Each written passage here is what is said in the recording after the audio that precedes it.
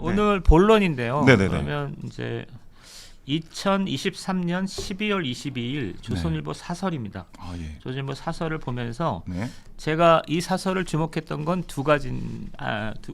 단순하게 조선일보 사설이기 때문이 아니라 윤석열, 김기현 사태에서 네. 보이지 않게 노선 투쟁, 권력 투쟁의 핵심 지점을 차지했던 사람들이에요. 네. 그런 견해들입니다. 네.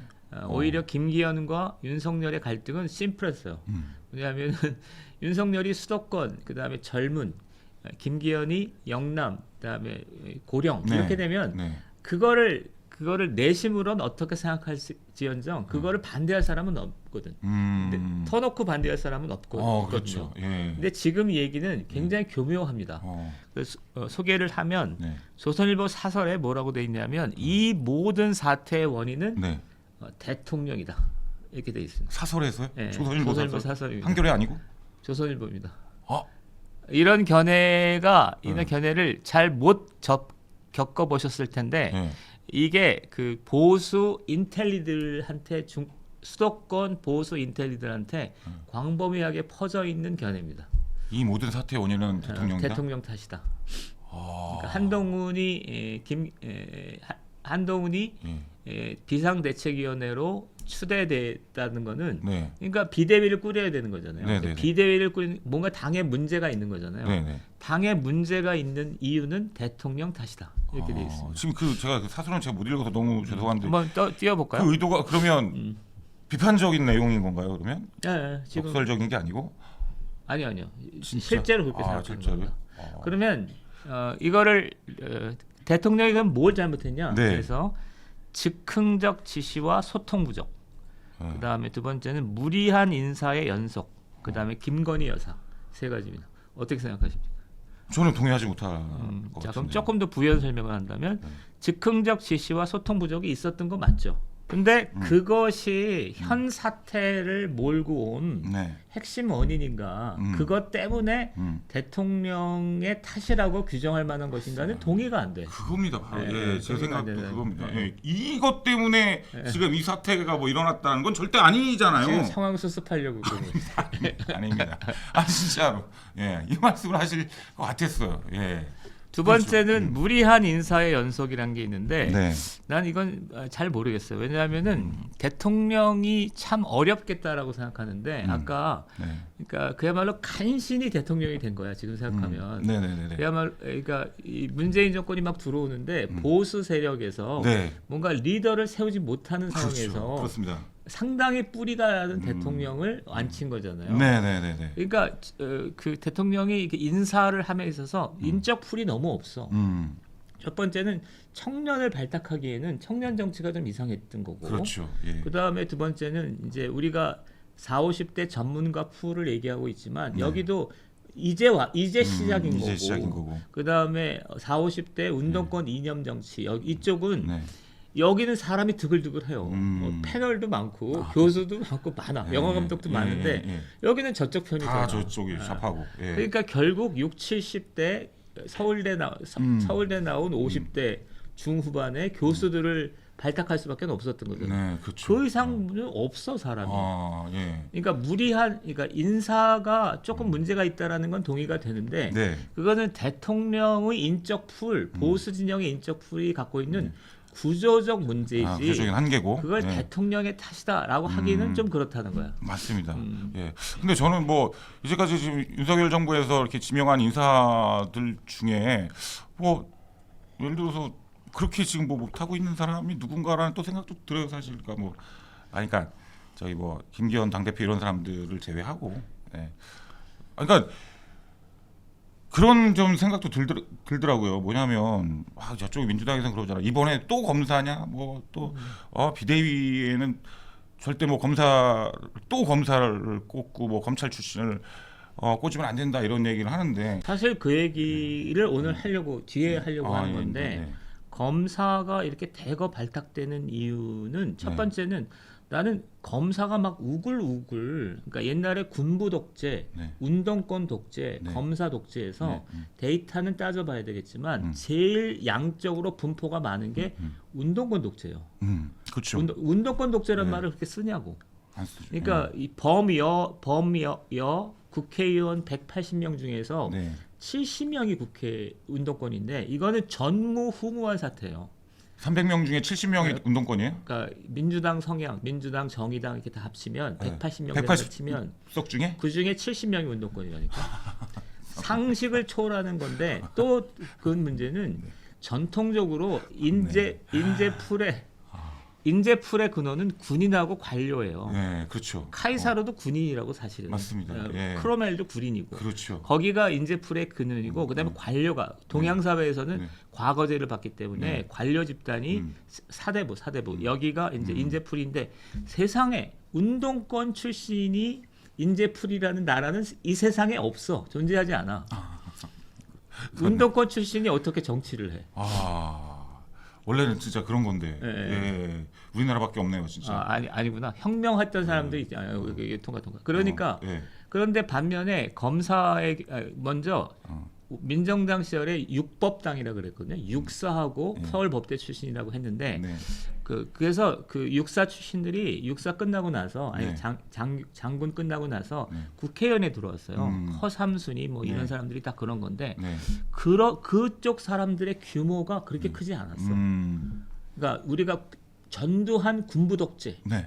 전두환 군부 독재를 지탱하는 육사, 그다음에 육사 내에 하나회 네, 네. 이런 게 있었다고 하더라도 규모가 그렇게 크진 않았다. 그렇게 크진 않았다. 지금의 운동권 독재만큼은 크진 아니었다. 않았다. 훨씬 크다고. 아. 그러니까 운동권 독재 그러는데 군사 독재는 그렇지만 운동권 독재라는 그 말은 잘 안 쓰는 이유가 담론 시장에서 좌파가 그러니까 우파가 밀렸기 때문에.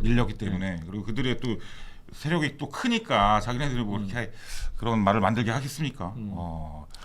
그런 또 그런 게 있네요. 진짜. 그 다음에 또 하나는 검사도 나는 뭐 잘 몰라서 그러니까 검사들이 우글우글 뭐 무슨 요지에 쭉 배치되고 뭐 이런다라는 얘기를 누구한테 들었었어. 검사가 뭐 어마무시한 검사 군대가 있어가지고 군단이 있어서 이 사람들이 조만간 우리나라를 전체를 점령한다는 거야. 네. 누구? 없잖아. 네. 지금까지. 예. 근데 저는 그냥 그런 생각이 드는 게 검사를 쓰면은 왜 안 되는 건가라는 좀 생각이 좀 그렇죠. 들어요. 거기서 이제 또 시작해야 되는 거지. 그러니까 검사가 나는 이제 뒤에 할 얘기지만 나는 검사가 두 가지 하나는 권력의 찬탈자. 그 윤석열 그다음에 이게 찬탈자로 보는 거 아니야. 그렇죠. 권력을 부당하게 네. 정치를 해서는 안 되는 집단이 찬탈했다고 보는 거죠. 윤석열하고 그러니까요. 한동훈이. 예. 그거 또 하나 있고 그다음에 공안 통치 부정부패 공안 통치 그러니까 인권의 탄압자 이런 이미지를 씌워왔는데 네네네. 근데 보면은 만약에 윤석열이나 한동훈이나 이런 정의로운 검찰이 없었으면 어떻게 이재명 수사를 하냐고. 맞습니다. 송영길 수사를 어떻게 하냐고. 그러니까요. 그래서 이 검찰에 대한 이미지를 확 바꿔야 된다. 아. 정의로운 검찰, 시대의 법치를 수호하는 검찰. 네. 근데 이거를 우리는 윤석열 대통령이 되는 과정에서 그렇게 생각했다고. 법치와 민주주의의 수호자라고 생각을 했는데 네. 단 그것을 확장해서 네. 사람들한테 그 이미지를 각인시키는 데는 실패한 거지. 사람들이 별로 그렇게 생각 안 해. 그렇죠. 네. 맞습니다. 예. 아니 그러니까 프레임 전쟁에서 진 거예요. 예, 얼마나 정의롭고 얼마나 일을 잘하고 얼마나 능력 있느냐가 중요한 거지. 거기다가 무슨 무조건 그런 프레임을 검사 프레임을 갖다 씌우는 게 이제는 안 먹힌다는 거 아니겠습니까? 예. 그죠? 예. 그래서 그러니까 네.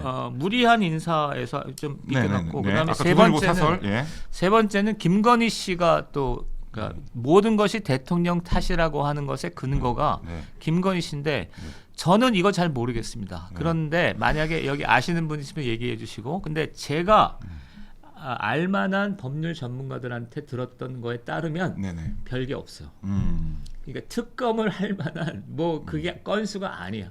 그러니까 아시는 거 있으면 얘기해 보시죠. 예. 그러니까 이제 이제는 그 법안을 받아들이느냐 거부권을 행사하느냐 그 문제에 앞서서 이 특검법 자체가 이거는 불법적인 요소가 너무나 많고 이것은 뭐 발의 자체를 할 필요가 없는 법이다라고 계속 지금 이제 또 그거에 대해서 논하고 있더라고요 보니까. 예. 그리고 한동훈 장관이 그 얘기를 했지 않습니까? 그대로 얘기했잖아요. 이거 정의당이 이건 추천하는 거고 이거 총선에 맞춰가지고 정치적인 목적으로 하는 거기 때문에 이건 너무 악법이다. 이렇게 또 말씀하셨잖아요. 예. 내가 김건희 특별법을 다시 한번 보려 그래요. 난 네. 이런 건 잘 안 하는데 네, 왜 네. 그러냐면 조선일보나 다른 데서 주장하는 네. 그러니까 대통령 탓인데 그게 김건희 씨가 국정농단 하는 것을 네. 그거를 방치한 대통령의 탓이다라는 게 얼마나 설득력 있는 거지. 이걸 봐야 돼. 그러니까. 예. 그래서 어쩔 수 없이 예. 바빠 죽겠는데 하여튼 보긴 해야 되는데 네, 맞습니다. 내가 볼 때 여러 가지 얘기를 내가 들었는데 단 한 가지 도이치모터스 이 사건이 대통령하고 김건희 여사가 결혼하기 전 네, 일이에요. 결혼하기 전 얘기죠. 예. 그것만으로도 끝난 거 아닌가? 나는 그거 딱 듣는 순간 네. 이렇게까지 해야 돼? 아, 그러니까. 예. 아니 그럼 결혼하기 전이면 영부인이 아닌 상태였잖아요. 그래, 그 상태에서 예. 무슨 국정농단을 하냐고. 예. 개인 김건희지 않습니까? 일반인 김건희 어떻게 보면 결혼하기 전 일이니까. 근데 그거를 끄집어서 하는 것도 그거 자체가 일단은 원천적으로 말이 안 되는 거네요. 그리고 가장 중요한 것도 이제 중립적인 요소인 것 같더라고요. 독소 중에 보니까 아니 이제까지 여야 합의로 안 한 특검은 BBK 하나밖에 없다면서요. 그것도 뭐 대법원장이 추천했던 경우고. 근데 이번에는 완전히 민주당이랑 정의당이 추천한 2명을 그 2명 중에 대통령 보고 고르라는 거 아니겠습니까? 특검을. 그거 자체가 이거 너무나 이건 중립성에서 벗어난 거잖아요. 다 자기 자신의 입맛에 맞게 하겠다라는 그런 뜻이기 때문에 그거 자체가 정말 악법이다. 저는 그렇게 생각을 합니다. 그러니까 지금 아까 즉흥적인 지시와 소통 부족 세 네. 가지를 얘기했잖아요. 네. 대통령의 탓이다. 왜 그러냐? 네.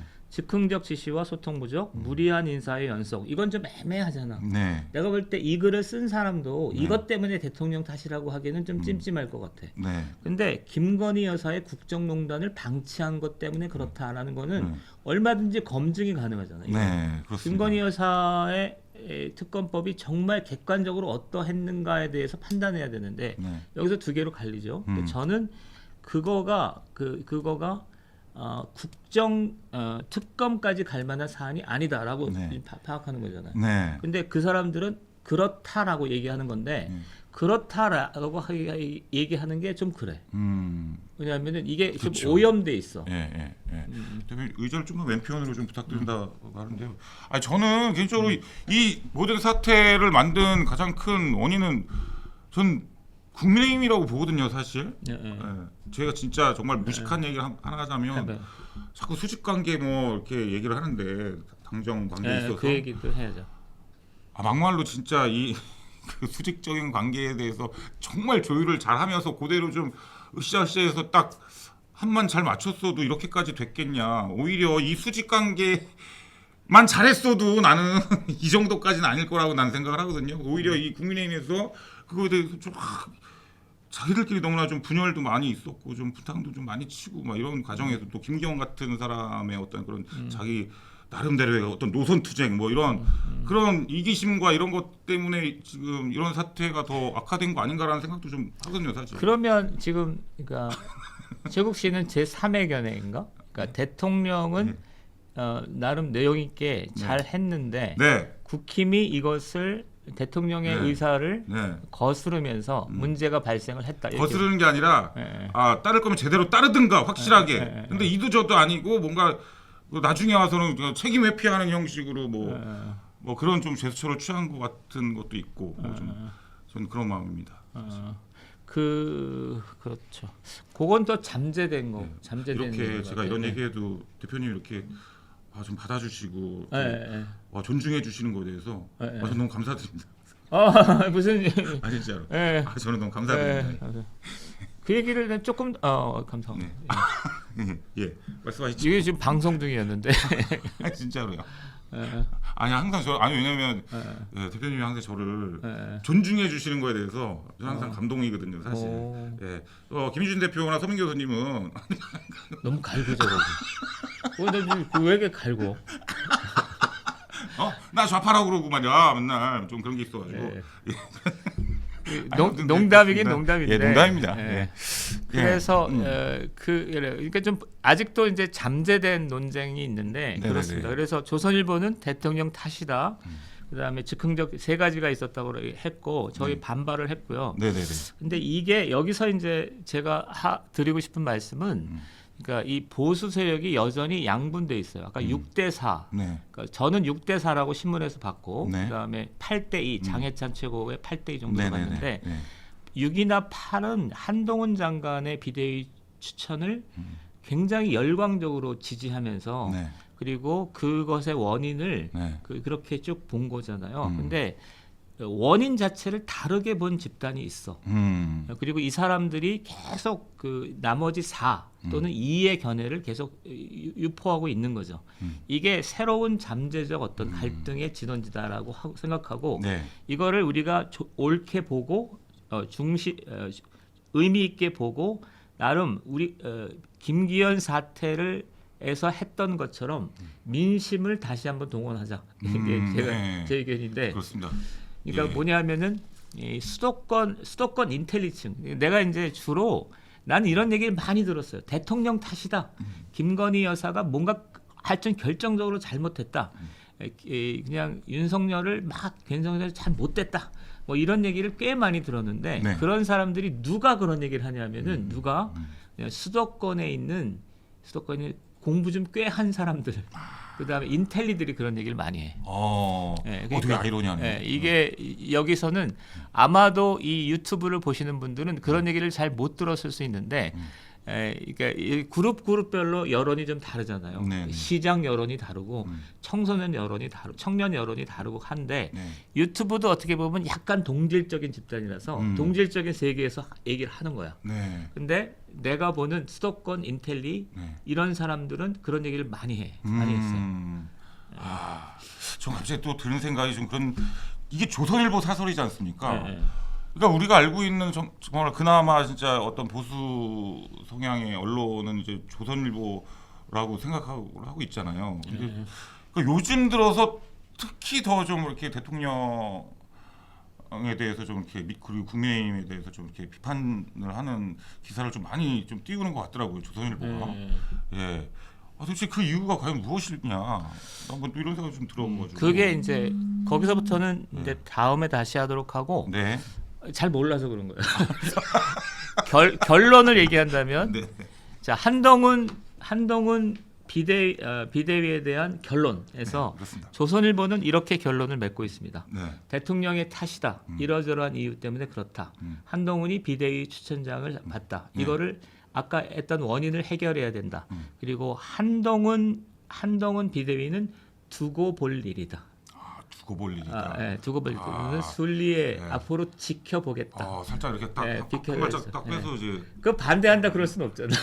그러니까 야. 두고 볼 일인데 네. 소극적인 부정이거나 그런 거죠. 그러네요. 그런 사람들이 꽤 많아요. 보통 이렇게 하잖아요. 응원한다든가 뭐 진짜 기대한다 뭐 이렇게 끝맺어도 될 텐데 두고 볼 일이다라고 얘기했다는 거예요. 상당히 좀 지켜볼 일이다. 지켜볼 일이다. 검찰 아까 얘기 나와서 그러는데 이 그러니까 검찰 독재라고 하잖아요. 민주당은. 근데 얘네는 좀 이상한 게 검사 중에 좌파 검사도 있잖아요. 이성윤이나 이런 사람처럼 이렇게 정권에 그때도 이런 지네들한테 붙는 검사들도 있을 거 아니야 분명히. 근데 왜 다 싸잡아서 왜 검찰 독재라고 할까요? 아니 그 논리가 필요 없다니까. 그러니까 듣는 좌파 검사 기분 나쁘게. 우리가 그 전략 전술을 쌀 때 논리 같은 건 필요 없어. 뭐만 있냐면 그 얘기를 했을 때 쟤네들은 타격을 주고 우리는 보호해야 되는 그 논리만 작동하니까 사실이고 그다음에 어떤 균형과 공정이고 그런 거는 개나 줘버리는 거지. 그렇죠. 논리가 어디 있니? 그렇겠습니다. 진짜. 예. 근데 이준석은 어떻게 되는 거예요, 이제는?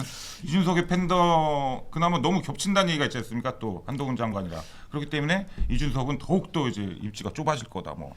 이준석은 거의 지금은 끝났죠. 그러니까 방법이 없는데 27일 탈당한다고 돼 있잖아요. 네, 탈당한다고 난 잘 했는데 보질 않아서 아예 탈당을 하려고 하는데 지금 한동훈 비대위가 떴으니까 네. 한동훈 비대위에 대한 입장을 천명하고 입장은 두 가지가 있겠죠. 한동훈 비대위가 들어섰다라는 것은 내 요구가 반영되지 않은 것으로 보고 탈당한다. 아 근데 이렇게 또 할 수 만날 의향은 또 있다고 그러더라고요. 그러니까. 만나자고 하면. 그러니까 탈당하려면 그 방법밖에 없거든요. 네. 근데 이 친구가 만나려고 하면 이제 만남을 몇 차례 한동훈이 안 만나줄 거니까 네. 내가 안 만나주는 게 좋겠다라고 어제 설득을 했어 방송으로. 대표님이 보시기에도 안 만날 거다라고 얘기한 거 맞죠? 그게? 네, 그럼 아니 전혀. 그러니까 그 저기 이 누구야 이준석은 플레이어로서 그러니까 정치적 플레이어는 최소한의 신의가 있어야 되거든요. 네. 협상장에서 한 얘기를 네. 떠버리면 안 돼. 그건 완전히 신의를 이렇게 협상장에서는 별 얘기를 다 하거든요. 네네. 근데 협상장에서 한 얘기를 밖에서 하면 안 된다고 신의 신의에 어긋나는 거라고. 근데 끝나자마자 그걸 얘기한 하면은 거잖아요. 완전히 그건 네. 정치가 한 이준석이 아니라 그냥 협상을 하는 부동산 거래를 하는 네. 플레이어로서의 이준석은 죽은 거지. 안 돼. 누구 아무도 믿을 수 없는데 뭐. 그렇죠. 기본적인 어떤 룰조차 지키지 않는. 네. 예.